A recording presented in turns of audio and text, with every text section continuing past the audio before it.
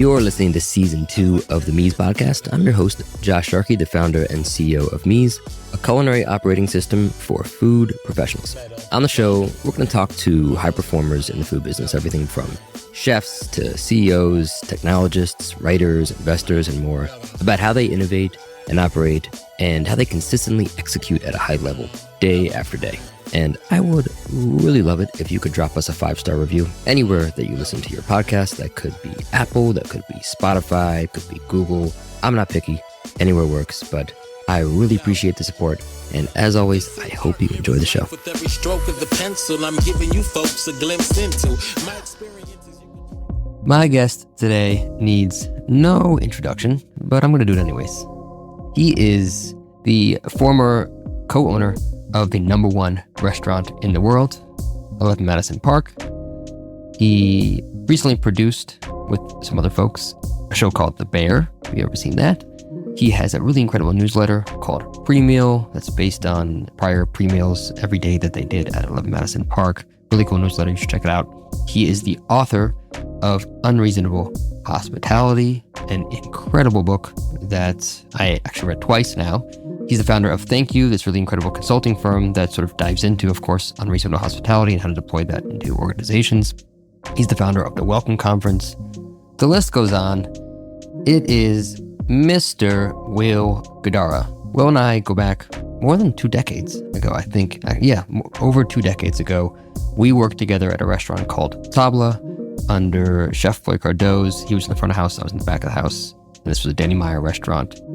And Will went on to work at a number of incredible places, but then of course took over 11 Madison Park under Danny Meyer, then buying out the restaurant, creating the company Made Nice, and the rest is history. I have to say, I'm enamored and excited and also just so proud of what he has done, not just for himself, but for the entire industry. And if you haven't read this book, just go do it. I've asked my entire team to read it a number of times. I think they're probably annoyed at this point how many times I've asked them to read it. I think it is required reading for anybody. And by the way, not just if you run restaurants or hospitality businesses, but anybody that has a business or interfaces with people in any way. I think you should read this book. It's really incredible. So many great nuggets, not just about how to deploy this sort of concept of unreasonable hospitality, but there's notes on leadership, on management, on decision-making matrices and sort of ways in which to think about how to make decisions, and a ton of other things. We, of course, talk about the book, and we generally catch up. We do spend a decent amount of time in the beginning talking about journaling. We both journal, and I was just really curious to hear how he journals, because he's been doing it for a very long time. I think since he said he was 12 years old, he's been journaling, and I'm sure there are days that he's missed, but for generally speaking, he's been consistent about it. And it comes through, of course, in this book, because I was just so curious, like, how do you remember all of these things over the years? And they do document a lot, but a lot of it was actually from journaling. So anyways, this was an amazing conversation. I also tried a little bit of unreasonable hospitality and surprising Will myself, and so it just goes to show you some of the difficulties of doing this in the digital world. I sent him something really special, and he was in a different place when it arrived and when we had the conversation, but eventually he did get it and he loved it. And Will, I'm really glad that you loved it and excited that you got to enjoy it on your trip back home. And anyways, I was really grateful to have the time with Will, and I think you're going to love this conversation and learn a lot. And as always, I hope you enjoy the conversation as much as I do.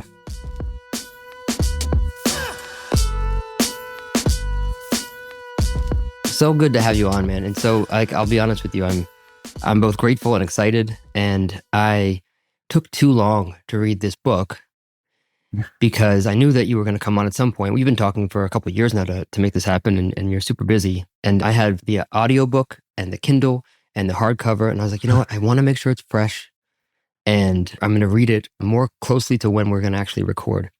And man, I'm so upset that I did that, because holy shit, it is way more than what I thought of it being sort of a hospitality book. And it is, this is sort of going to be a legacy of books on anyone's shelf. I don't care what industry you're in, about how to lead, how to be an entrepreneur, how to think, how to run a business, and of course, like everything about unreasonable hospitality. So First off, just thank you for writing this. It's really incredible. I mean, I have it on my shelf over here, and it's next to books that I'm like, yeah, that is the same as Crossing the Chasm or Zero to One, and these institutional books that everybody needs to read. So, Dude, thank you, man. I appreciate that. That's very kind. absolutely, and thank you for writing it. And I have a million questions, Will, but I think you've talked so much about this book. The first thing I want to tell everybody is just go read it, because we're not going to talk about the things that you've talked about 1,000 times on 1,000 different, Cool. places. There's like all the 95-5 rule and the corporate smart and all that stuff that we might dig in a little bit. But there's a couple things I wanted to talk to you about more specifically that I took away that I just have more questions about, if that's okay. Yeah, 100%, man. I love it. The first one is journaling, because first of all, I don't know how you remember all the things over the past, 15 plus years. I mean, you're recalling things in this book that happened 10, 12, 15 years ago. You're bringing up notes from pre-meal from 12 years ago. And I have to ask, like, how much of that is because you journaled or just documented? How long has this journaling been going on? And then I have a bunch of questions about how you journal as well, because I do as well, but it's been off and on. And I think I'm maybe too mechanical about it. But anyways, I'd love to hear like how you journal, and more so like, was all of these stories that you're bringing up part of the journaling that you did over the last couple decades? So journaling is something that's been very important to me, or for me, perhaps is a better way to say it, for a very, very, very long time, because my dad made me do it.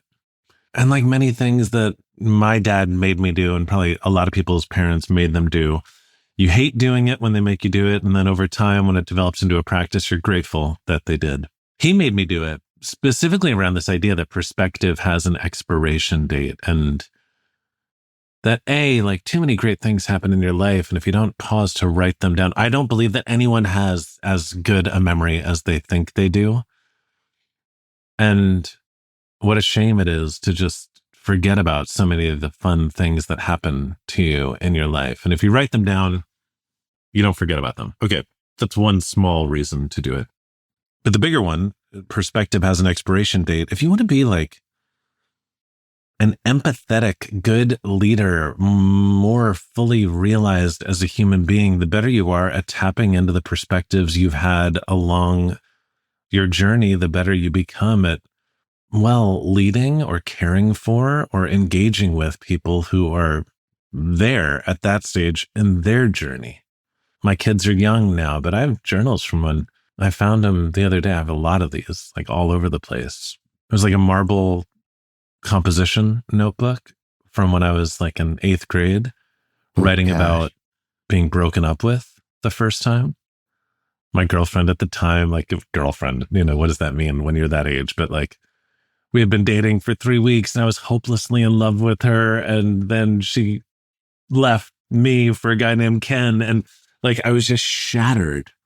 And I will read that again when one of my kids has their heart broken for the first time. Because now, later in life, our tendency is to be like, hey, it's not a big thing at all. Like, this person, you're going to look back on this. You're not going to remember this person's name. Like, just get over it, right? That is not the best way to serve them in that moment. You need to actually meet them where they are. And it's really hard to do that if you can't like fully put yourself back into that place, which you can do to a certain extent through empathy alone, but being able to fully and truly tap back into your perspective is a much, much better way to. And so obviously then as I started growing in my career, I had journals from when I was a host and journals from when I was a busboy and from when I was a server and when I was a cook. And I think I was just a much more empathetic leader to all the people that worked for me in those positions because I did. I also find that journaling is just an important thing to do in that in doing it, you create a practice of reflection. When I did my TED Talk, one of the other speakers talked about that, how powerful it is when you can create a practice of reflection. Gosh, when you're working hard, when you're passionate about what you're doing, I mean, your days get pretty filled. You're running through the day, right? As much as you may try to slow down and experience it all as intensely as we want to experience everything. And in that sprint, we are not always the best versions of ourselves, right? And I found that when I journal at the end of the night, that's when I either like capture something that went super well during that day that I want to hold on to and try to put a system behind. That's when I recognize that at some point during the day, gosh, I did something that I am just not proud of, and it happened in an instant, and I moved on with my day. And were it not for taking a moment to reflect on the day, I would have forgotten about it entirely. But in identifying it, now I give myself the ability to apologize for that thing the next day. When you write about something that inspired you, you give yourself the ability to then turn around and use that thing to inspire those around you. And so I just think there's so much benefit to doing it. And listen, like anything, if I were to sit here and say, I've journaled every single day of my life, right? Like, no one would trust me because that is a ridiculous thing to say. Anyone, no matter how good they are at anything, is imperfect in their pursuit of it. And so, like, just if someone's listening to this and they want to really like try to take this seriously and then they fall off for a little bit, don't be too hard on yourself. Just get back on the horse. But one of the things that I've done to get better at doing it consistently is this. I don't like working out. A lot of people love working out. I do it because I want to try to live a little bit longer, but I hate it every time I do it. One of my friends who loves working out, he wants me to do push-ups. That's something that he's decided is very important for me to him. And he said, hey, do me a favor, just promise me that every day you'll do one push-up. And the whole thing is that you can get to the end of a night, and if you haven't done any push-ups, like getting down and doing 30 push-ups is overwhelming and you're just not going to do it. But there's never a reason you can't get down and do a single push-up. And obviously the thing that happens is the moment you're on the ground doing one push-up, you always do more than one. Yeah, absolutely. During the seasons when I am more disciplined in journaling, the rule I have is all I have to do is open up the journal and write the date. And if I'm just not feeling it, I can close the journal and move on. The reality is you very rarely don't write more than just the date.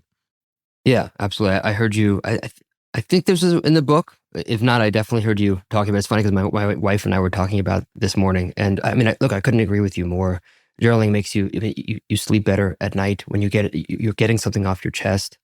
The realization became much more clear when I heard you talking about the perspective you get, because we have so many cognitive biases and patterns, right? So like over time, you can start to pattern match if you look back like, hey, wait a second. I seem to always react to the situation this way. I have a comparison problem. I'm always comparing myself to others, and I see it in things I write all the time, and at the very least, I see it. There's something calming about seeing the things that you've written and reflect on them. And at least it lets you know that there's some sort of path forward. But the question that I have for you that I struggle with, because you said, I will certainly go back to this feeling and this passage that I wrote from when I had my heart broken. You have so many stories and journal entries over the years. Like, how do you index and then recall all these things? You're writing down feelings and ideas, maybe quotes, maybe new notions that you come up with or things that you're grateful for. And I have to imagine that it's somewhat free-flowing because you're just writing. I tried this whole like quantitative approach to journaling for a while where I created a whole automation where I'd say like on a scale of 1 to 5, how do I feel? And then connect it to my calendar and try to correlate what was making me happy or sad. That didn't work. And I'm just curious, how do you index and then recall these things years later because you've been journaling for so long? I mean, it's an imperfect process. We have in the barn here just like a bunch of these old, like the trunks you would get when you went off to summer camp for the first time. And one of them is just filled with journals, basically. And so sometimes I'll just go and open it up and just start reading them. Other times I'll go in there looking for something. So yeah, when I wrote the book, obviously I spent a bunch of time in there just like looking for things that would be material or helpful, things that I wanted to like a little bit of help jogging my memory around. But the significant things that happen to others more often than not are significant things that happen to you. And if you experience something significant during a time that you are actively journaling, it's pretty much guaranteed that you wrote about it. And so it's just finding it. And so I knew that I was in 8th grade when I got dumped for the first time. So let me just go find the journal that matches up with whatever do the math that year is and find the passage, read it, and then go deal with it. And by the way, if that sounds like ridiculous and burdensome, it's also just fun. It's fun to relive these seasons in your life outside of any material benefit it offers and your ability to just be better. It really is. It's nostalgic. And there's also these, it's akin to when you find that old photo album of, your friends from middle school and there's like the little Tootsie Roll Pop or something. I mean, and by the way, I keep a lot of stuff like that. So like I have so many photos from back in the day and lots of letters that I've written, or actually more likely the ones that I've received, like a letter from a girlfriend or from a best friend, or like I have so many things that my dad wrote to me over the years. I think to answer your question, how did I remember all this stuff for the book? Okay, well, pre-meals I have saved in files, right? So I can tap back into those. A lot of stuff I do remember. I have a weird memory. It is comically bad sometimes and remarkably good in other ways, right? And it's random how it works. But I'm a loyal person, and a lot of the people that I've worked with for the past 20 years, I'm very close with today. And so when I was writing the book, like I put together a handful of people and I would just call them and say, hey, can we just spend a few hours on the phone talking about like sharing stories from back in the day? And if I think back on whatever, a year at a restaurant, I might be able to like remember a few things. Well, when I start talking to someone else about it, not only will I learn everything that they remember, but it starts to jog my memory and bring up a bunch of other stuff. And so there were a bunch of people that really helped me either remind me of things or helped resurface things that I'd forgotten. Yeah. I was thinking about this actually last night. I was making some more notes, and your dad has all these incredible quotes. By the way, he seems like a very like stoic person or a practicer of stoicism. Things like adversity is a terrible thing to waste. You know what's so funny is I interviewed Ryan Holiday around the release of his new book. I interviewed him at Barnes & Noble, and I hadn't read any of his stuff until I was getting ready to do that interview, and I read a few of his books.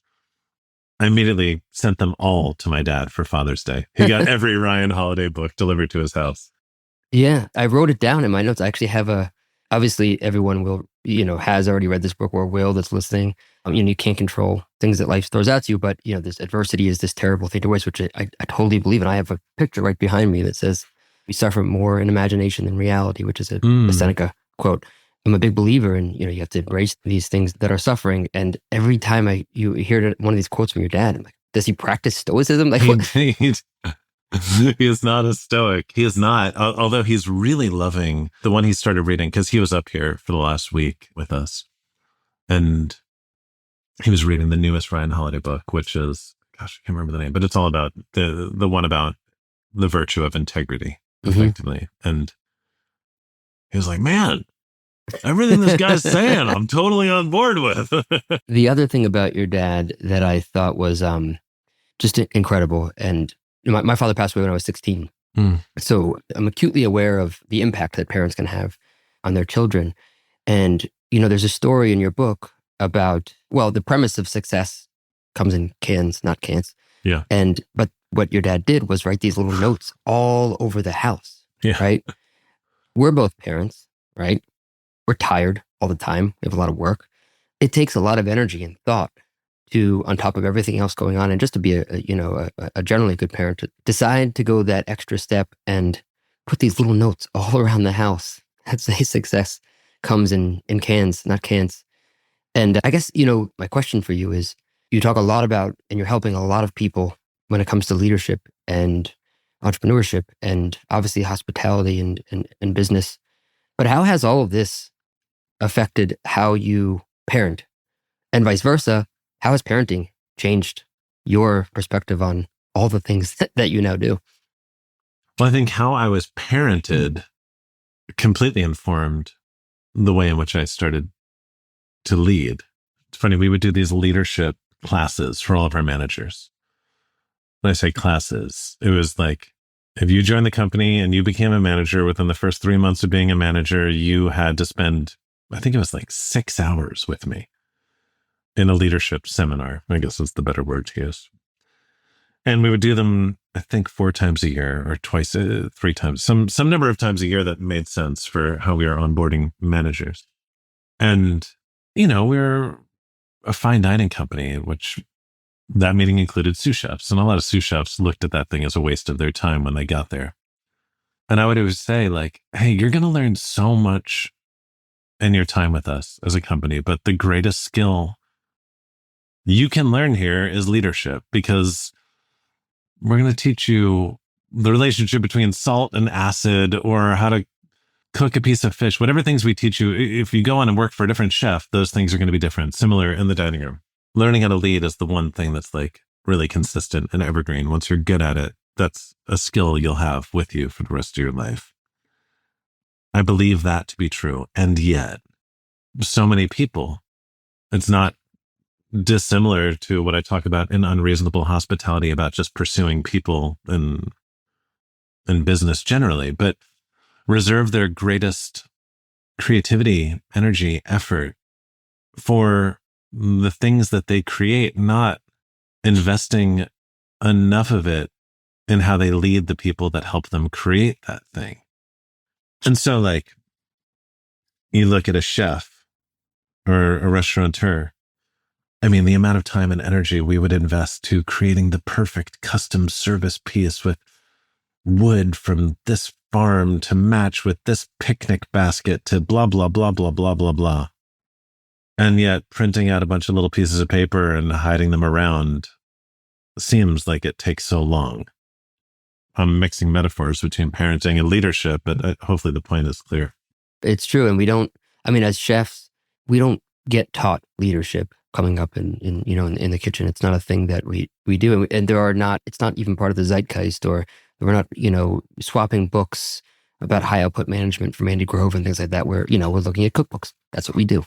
And the funny thing is, to be a truly successful chef means creating a legacy of successful people, that work with you and then go and do amazing things. That is the one thing that we actually don't learn a lot about, is how do we actually, help others perform better and make that our metric of success. And it really just becomes a trial by fire eventually once you do, have your own kitchen. And I think you're right. Every part of the restaurant and any business, it needs to embrace this. I don't think you were mixing analogies, because I think it's so true. We think about, energy is so relative, right, to how important we think things are.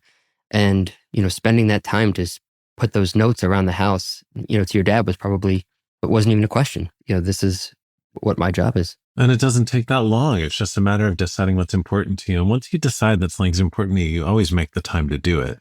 The other question you said is, how has everything I write about and talk about and all the things that I did informed the way that I parent? I mean, man, I'm trying to figure it out. Like, I think it's actually going to be as powerful in the other direction. Invariably, no matter how much you believe in servant leadership or all whatever ism that exists out there on a different or, quote, right way to lead, the thing that is undeniable is there is a power dynamic at play. If the person does not do the thing you insist that they do, they lose their job, right? And like, that's not a thing in parenting. No, not at all. And so, like, listen, the approach to discipline is just as important, more important, which is hard for me. Like, my daughter, we had a bunch of people up in the country with us, like all of my wife's family and my dad, and she was off her rhythm, her schedule, everything. It was a very, very challenging week for her. She had an amazing time, but by last night, which was the last night that everyone was here, she was just wired and exhausted. And it got to the point where details are irrelevant, but it was like, hey, babe, I either need you to do this or it's time to go to bed. Like, these are your choices. And it was time for her to go to bed. And it was like about an hour earlier than she would normally go to bed. And that's a very hard discipline moment to embrace, because I just love hanging out with her. I don't want her to go to bed. But my dad's like this. I'm sure this is a stoic thing, is like, if you're going to say something, you need to do it, like every single time without exception. And that's an important part of leadership, consistency. Say what you do what you say all the time. Otherwise, people can't trust you. They can't rely on you. They can't lean on you. And it's the same thing with parenting. If too many parents I've seen let their kids wear them down too often for a multitude of reasons that make sense emotionally. Yet, the big difference for me, and I know I'm rambling a little bit, but there does need to be more of a nourishing and encouraging perspective as a parent to two young children is a nice to have in leadership and a need to have in parenting. And I'd like my perspective to shift that it becomes a need to have in leadership as well. This show is brought to you by, you guessed it, Mies. Mies helps thousands of restaurants and food service businesses all over the world build profitable menus and scale their business successfully.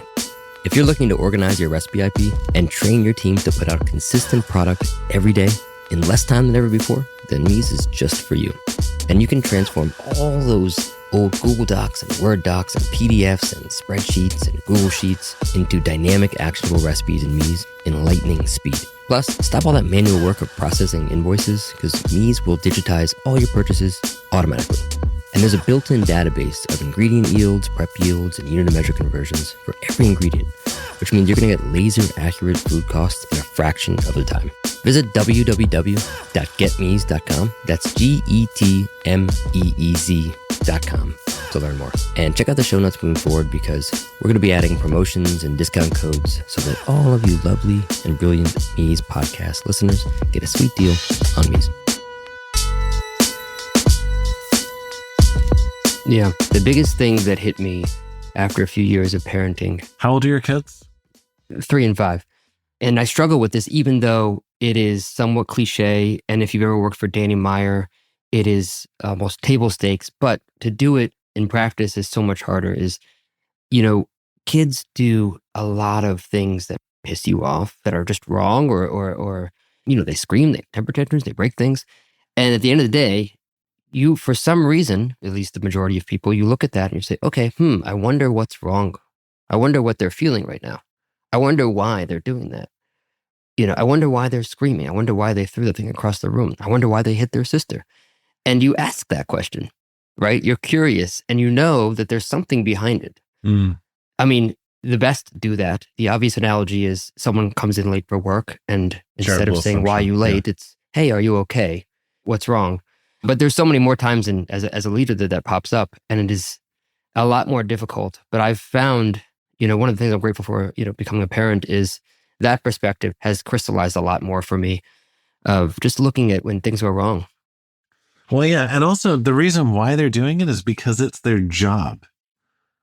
Like, that is a part of their job, is to act out and to lash out and to have meltdowns. And they need to do all of that stuff in order to grow up and learn what right looks like. Gosh, I don't want a kid that never gets fired up. I want them to be fired up one day. Yep, they're figuring it out. And so, I think the thing that too many people do is what's wrong with you? Or, no, this is everything that's right about you. And it's how I manage through this with you, alongside you, that will ultimately result in you becoming the person that I know you can be. Yeah. Yeah. Okay. Well, so, when I was thinking about this conversation, there's so many directions that I wanted to go, because you had Made Nice, you have the Welcome Conference, you have Thank You. You obviously just produced The Bear.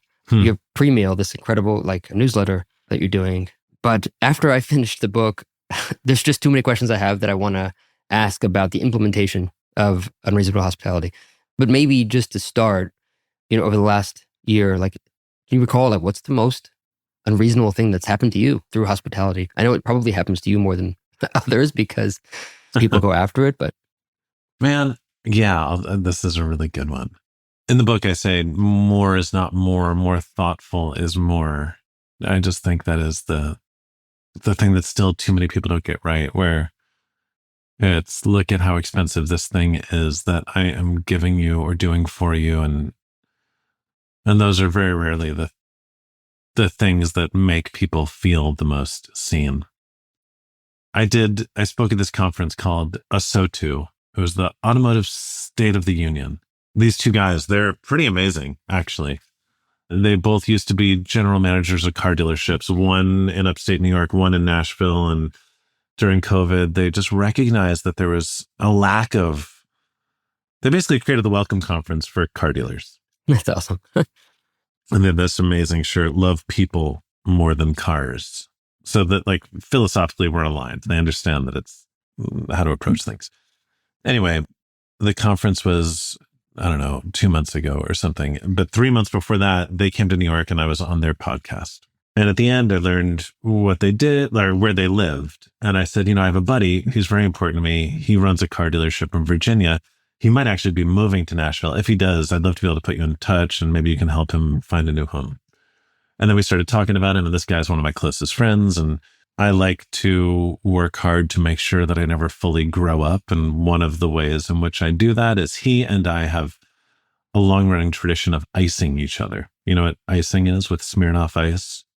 No. So this is something that happened when I was in college. Smirnoff Ice came out, terrible drink. And if you basically hide Smirnoff Ice, a bottle of Smirnoff Ice, and someone randomly finds it, they have to chug it, like right away. And it's just a really fun game. It was kind of ridiculous in college. It's become really fun since then because we approach it with resources and creativity that are pretty extreme. To the point where I've like hired a street magician in Nashville when I knew he was going to be there to ice him on Broadway. Or when I picked up my new car, he had a bottle of Smirnoff Ice in the center console and had the car dealer do it. So it's this kind of crazy thing.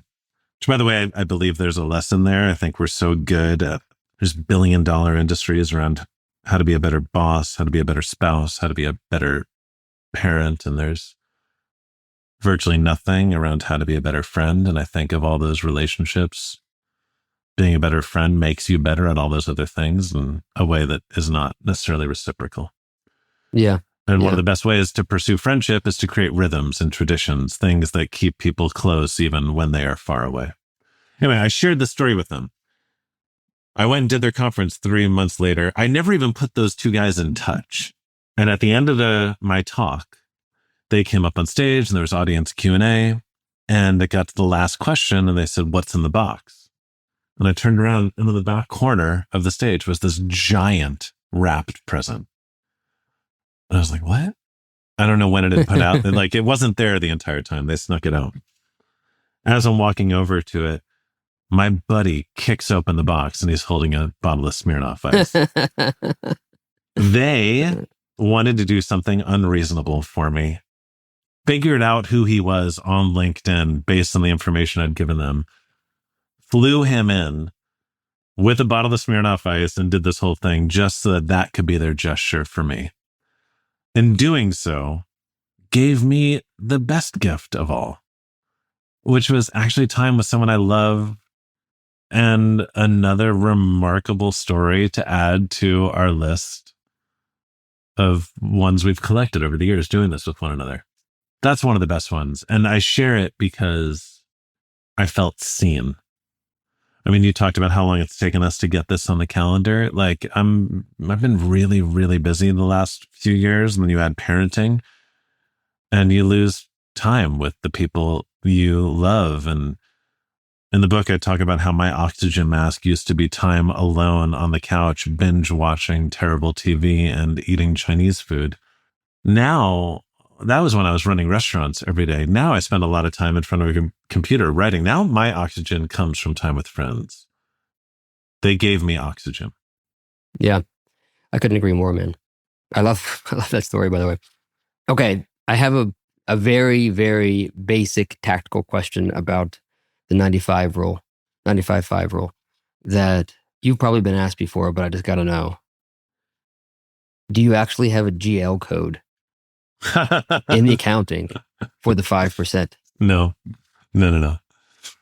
Listen, 95.5 is not prescriptive, right? It's meant to be more like focus your energy generally in this way and the results will be significant. No, there was a GL code for Dreamweaver stuff. Yeah, there you go. But 5% was more than just the Dreamweaver stuff, right? Like, yeah, 5% would be split between employee relations and guest relations and Dreamweaver accounts. Yeah. So I guess, yeah, the answer is kind of yes. Yeah, I mean, not exactly, but enough. And the Dreamweaver was in there. So, there's one thing that you talk about a lot that I love and resonates a lot with me, which is, excellence is table stakes. And, I spent a lot of time with Gray Kuntz after Floyd. And the one word I always thought of every day, with Gray was excellence. And it was, just something that was embodied. And when I think about the approach that you've taken with Unreasonable Hospitality, it does feel like in many ways it's a prerequisite to have that approach. But I am curious, how do you approach, because now you're sort of not just promulgating the ideas of Unreasonable Hospitality, but you are helping businesses with this and people. But how do you approach organizations that don't actually first embody this commitment to excellence?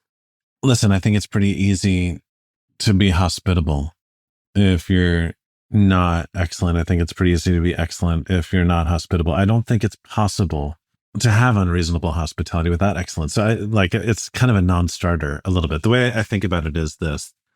If you're talking to a server, unreasonable hospitality when you're delivering a course to a table is being mindful of everything that's happening at the table and every individual at it, such that as you're describing that dish, you can pick up on uncertainty or excitement or reticence and then react accordingly.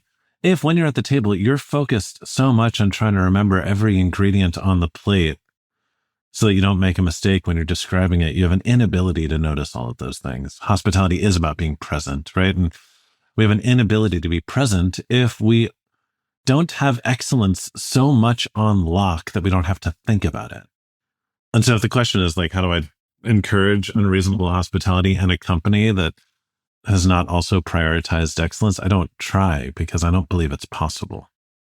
Yeah, I think that's what I picked up from that. And I think that's what I was looking to hear, because I also don't think it is. I mean, unreasonable hospitality is as much, this commitment, this dedication to this thing that is excellence. Because, when you think about, we can just associate this with a restaurant, right? Right angles are important. And, your ninth pans are, in a tight line, and your mise en place is pristine, and your cutting board is clean, and your apron is clean. Not because you want a clean cutting board, because everything matters, every little detail matters. Yeah. And the way that you do one thing is the way that you do everything. And that's cliche, I know, and everybody says that, but it's so true. And I have to believe that this, if you read this book and you aren't first, before you're considering unreasonable hospitality, considering, am I looking at every piece of my business, of my service, of my product that way? I love your sort of premise of you have to have conflicting goals, right? So excellence and hospitality are somewhat conflicting, but they're also very similar in that regard, that you have to have that commitment, that dedication to excellence. So, well, yeah, they're similar, but they're not friends. It's easy to foster a culture of hospitality if all you do is celebrate everyone on your team, right? It's easy to have kids that are happy all the time if all you do is give them everything they want. It's easier to have well-behaved kids that don't have much of a personality if you are so rigid in your rules that you give no latitude for them to be their most fully realized selves. Celebrating people, lifting them up, and also holding them accountable. Those are in tension with one another, but I believe the greatest success comes not in spite of that tension, but because of that tension.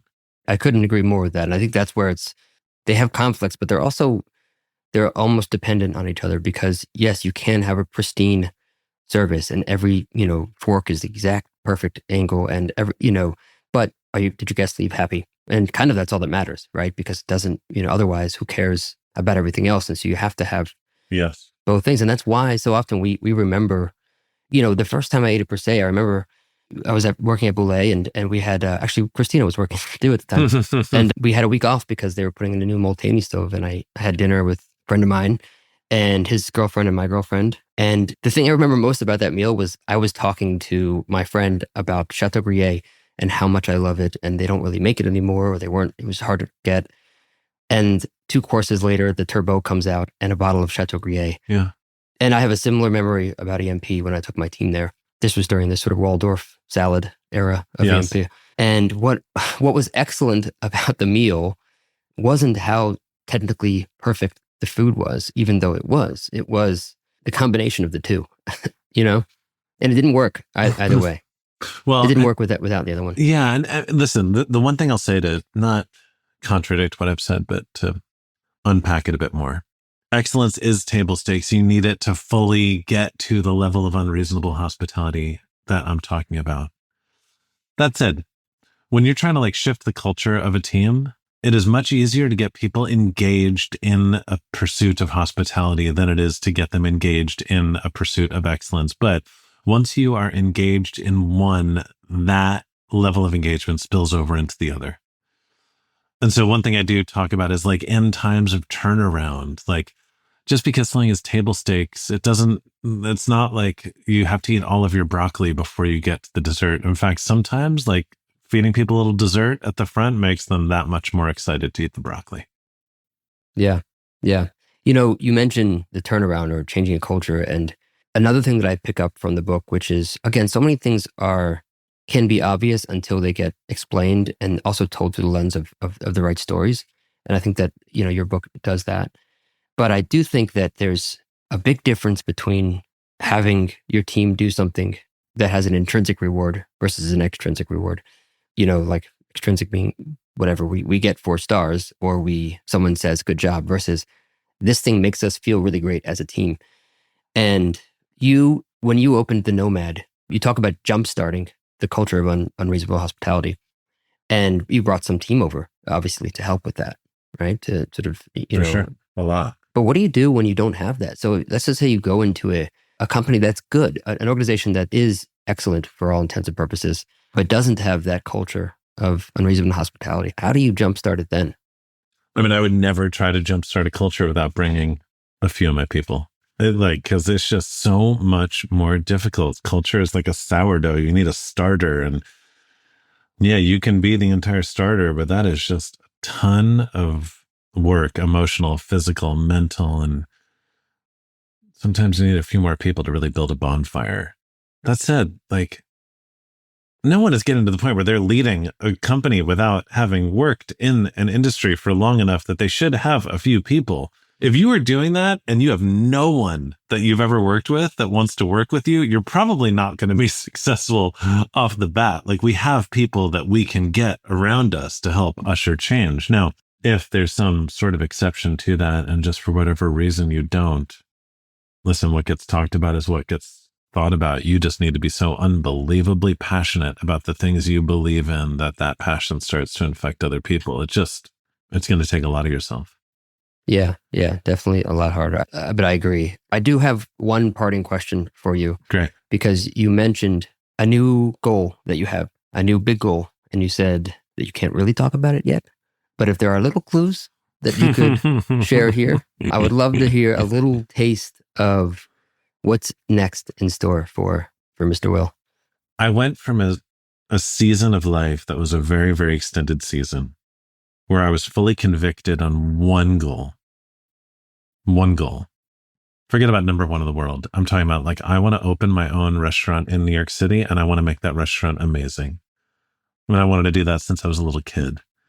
And every decision I made for like 20 years was with that and only that in mind.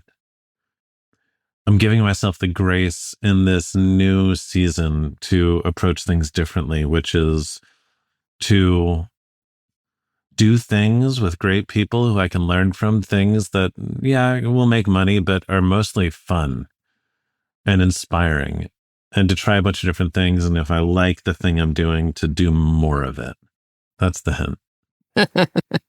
All right. Well, that was a little nuanced, but we'll try to decipher what we can from it. Will, this was awesome, and I appreciate the time, and I know you're busy, and I'm grateful that you just took some time away to talk to us. No, man, it's good to spend time with you. And I'll tell you, it's been a long time, but I feel like with people who you have a shared history alongside, it feels as though it wasn't even that long the moment you started talking again. And so I appreciate you carving out some time for me. Absolutely. Thanks for tuning into the Mies podcast. The music from the show is a remix of the song Art Mirror by an old friend, hip-hop artist, Fresh Daily. For show notes and more, visit getmees.com/podcast. That's GETMEEZ.com/podcast. If you enjoyed the show, I'd love it if you can share it with fellow entrepreneurs and culinary pros, and give us a 5-star rating wherever you listen to your podcasts. Keep innovating, don't settle, make today a little bit better than yesterday, and remember, it's impossible for us to learn what we think we already know. See you next time.